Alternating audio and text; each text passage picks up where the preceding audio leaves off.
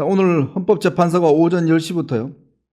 이진숙 방통위원장에 대한 탄핵소추안에 대한 결과를 발표했습니다.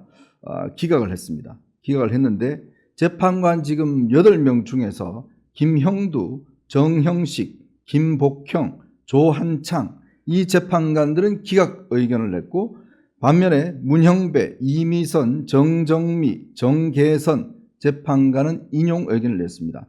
인용 의견이란 뭐냐면 국회가 탄핵소추를 했지 않습니까? 그 탄핵소추를 받아들인다는 뜻이죠. 이로 인해서 이진숙 지금 위원장은 바로 즉시 오늘 직무에 복귀를 했습니다. 이진숙 그 위원장 같은 경우는 작년이죠. 2024년 들어서 첫 번째 탄핵소추안이었습니다. 10건이 현재 계류 중에 있습니다. 그 줄 탄핵 안건 있죠. 그 줄 탄핵한 안건 중에서 첫 번째 결론이 지금 오늘 내려진 겁니다. 결국 민주당의 탄핵소추가 너무 무리했다는 것이 이제 헌법재판소에 의해서 결론이 내려지는 그러한 상황인 것 같습니다. 자, 그런데요, 좀 저는 의외였습니다. 이게 만장일치로 이 기각이 나올 줄 알았는데 의외로 4대4로 결론이 났습니다. 자, 이번에 그 탄핵소추안 중에서 인용을 내렸던 4명을 보면요, 문형배, 이미선 재판관이 있습니다. 이 문형배, 이미선 재판관은 문재인 대통령이 당시에 임명을 했던, 이분들이 아마 4월 18일 날 임기가 끝나죠. 임명했던 두 분이 인용의 편을 들었고요. 거기에 이 정정미 재판관은 김명수 전 대법원장이 임명했던 사람입니다. 그리고 이 정계선 재판관은 이번에 민주당이 임명을 했던 분입니다. 이 4명이 인용편에 섰습니다. 반대로 김형두, 이분은 이제 김명수 전 대법원장이 임명을 했고요. 김복형, 이분은 아마 조희대 전 대법원장이 이제 임명했습니다. 조한창, 이분은 이제 국민의힘이 추천한 분이고요. 정형식, 이분도 이번에 임명이 됐는데, 결국 이 정형식 재판관은 윤석열 대통령이 아마 지명한 분입니다. 이 4명은 기각 편에 섰습니다. 자, 그런데요, 이번에 보면 가장 핵심적인 쟁점 뭐냐면 바로 이진숙 위원장이 임명되고 이틀 만인가요? 아마 바로 이제 탄핵소추가 됐습니다. 근데 임명이 되자마자 뭘 했냐면 MBC와 KBS에 당시에 이사들에 대한 임명권을 행사했습니다. 방송문화진흥원, 즉 MBC죠. 여기하고 KBS 이사진에 대한 이제 임명권을 이제 다시 단행을 했는데요. 그거 하자마자 바로 이어서 이제 바로 탄핵소추가 된 거죠. 자, 그래서 당시에 이제 2명이 있었습니다. 당시에 방통위원회는 원래 5명의 위원회에서 이제 위원회 구성입니다. 독임제, 즉 일반 부처와는 달리 방통위원회는 5명의 상임위원들로 구성된 위원회가 모든 사안들을 결정하게 되어 있습니다. 근데 당시에는요, 3명의 이 위원들이 임명이 안 됐습니다. 여러 가지 이유로 해서 임명이 안 됐는데 딱 2명, 즉 이진숙 위원장과 김태규 부위원장 2명만 남아 있었습니다. 그래서 이 2명이 의결을 했어요. 자, 그래서 이번 쟁점 뭐냐면 과연 방통이라는 그 위원회가 2명으로 임명할 수 있느냐, 즉 2명으로 어떤 안건을 통과시킬 수 있느냐, 이 부분에 대한 것들이 이번에 가장 핵심적인 쟁점이었습니다. 즉 현재 방통위법에는요 13조 2항에 보면 제적의원이라는 게 있습니다. 방통위는 이 제적의원의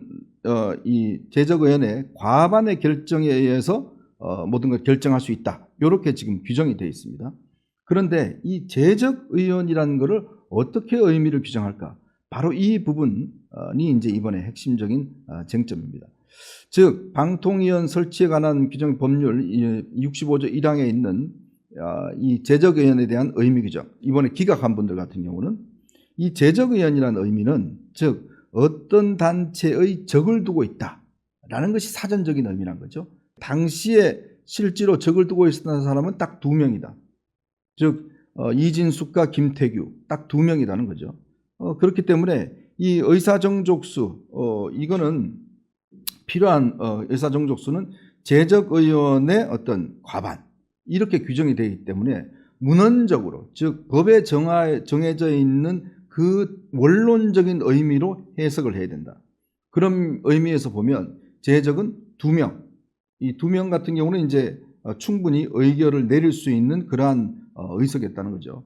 1명은 다수결이 포함이 안 되지 않습니까? 1명이 있을 때는 안 돼요. 그렇지만 2명이 있으면 개최를 할 수 있는 다수결 원리가 작동된다. 이렇게 본 거죠. 그래서 이 당시에 이진숙 방통위원장이 내렸던 결론은 타당하다라는 게 이제 지금 헌법재판소의 결정입니다. 자, 그런데 이제 이 반대로 이번에 이제 인용 결정을 했던 4명은 좀 다른 의견이었습니다. 이 방통위원회가 5명으로 구성한 어떤 이 목적 자체가 결국은 이 5명이 어떤 구성이 된 상황에서 이루어지는 것, 즉 다수결의 5명이라는 제적이 이루어지고 그 중에서 다수결로 이루어지는 것, 이거를 의미하고 있기 때문에 법의 어떤 입법 목적으로 봤을 때는 이 2명으로 하는 것은 기본적으로 안 된다는 것이죠.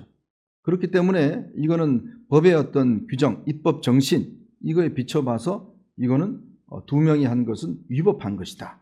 자, 이렇게 이제 규정을 한 거예요. 그래서 이제 이분들은 이번에 인용 결정을 내린 겁니다. 즉, 방통위가 국가 권력으로부터 또 어떤 정치나 이런 거로부터 이제 간섭을 안 받기 위해서 5명으로 위원회를 구성해서 위원회로 구성을 하고 여야가 추천하고 대통령이 추천하고 이렇게 되어 있습니다. 결국 방통위가 각 세력 간의 어떤 균형을 이루어서 만들어진 것인데 문제는 이거에 대해서 2명밖에 임명되지 않은 상황에서 내린 결정은 과연 타당하다고 볼 수가 없다라는 지금 이 결정을 내리고 있는 거예요. 그래서 이 결정이 오늘 팽팽하게 4대4로 그렇게 이제 결론이 내려진 것 같습니다. 서울행정법원에서 이 방송문화진흥원 여기에서 2명 체제로 임명했던 거 이게 불법이다 라고 해서 무효 결정을 내린 바 있습니다. 내린 바가 있어요. 이번에 아마 제가 볼 때는 이번에 이제 헌재에서 이진숙 체제가 불법이 아니다라는 것이 결론이 났기 때문에 아마 이게 다른 법률에 어떤 영향을 줄 수가 있을 것 같습니다. 왜냐하면 이제 그동안 일반 법원에서는 이 2명 체제가 위법이다라는 판결도 있었고 아니다, 합법이다 이런 판결도 아주 엇갈렸어요. 근데 이런 기준을 이번에 이제 헌재가 이제 결론을 내려준 거 아니겠습니까? 그거 2명으로 해도 괜찮아라는 걸 헌재가 결론을 내려줬기 때문에 이 헌재 결정은 헌법 해석입니다.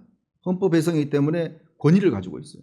그러면 법원에서도 이 헌법 해석을 따라야 되는 거거든요. 아마 오늘의 헌법재판소의 이진숙 위원장에 대한 이 탄핵 기각은 아마 앞으로 있을 다른 어떤 법률의 결정 여기에도 꽤 영향을 미칠 걸로 저는 보여집니다. 그래서 이 결정이 꽤 이제 의미가 있는 것이고요. 또 하나의 정책 의미는 자, 그동안 제가 아까 말씀드렸듯이 민주당이 정말 줄 탄핵을 했죠. 지금 보시면 알겠지만 한덕수 국무총리를 비롯해서 최재해 감사원장 지금 쭉 지금 표가 나가지 않습니까? 자, 이상민 행안부 장관 같은 경우는 이미 탄핵 소추가 돼서 이미 전원 일치로 기각이 됐죠. 안동환 검사도 마찬가지고요. 이정섭 검사도 마찬가지고 손준성 검사는 지금 현재 재판이 진행 중에 있습니다.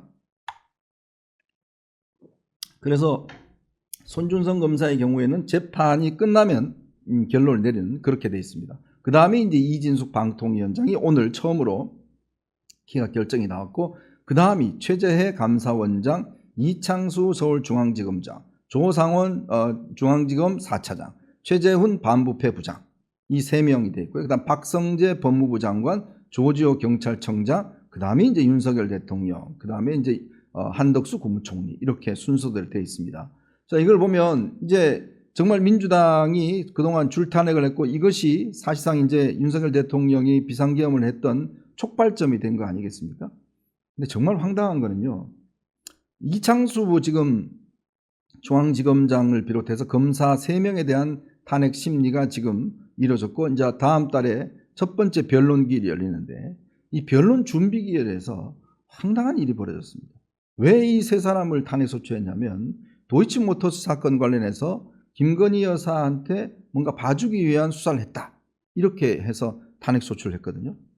근데 지난번 이 준비기일 때 당시에 헌법재판관이 아니 도대체 언제 어디서 뭘 했다는 겁니까? 육하원칙을 좀 이야기해 주세요. 라고 이야기를 한 거예요. 즉 탄핵 소추안에서 소추안 내용 자체가 육하 원칙에 맞지 않다. 뭘 잘못했는데 이게 맞지 않다는 거예요.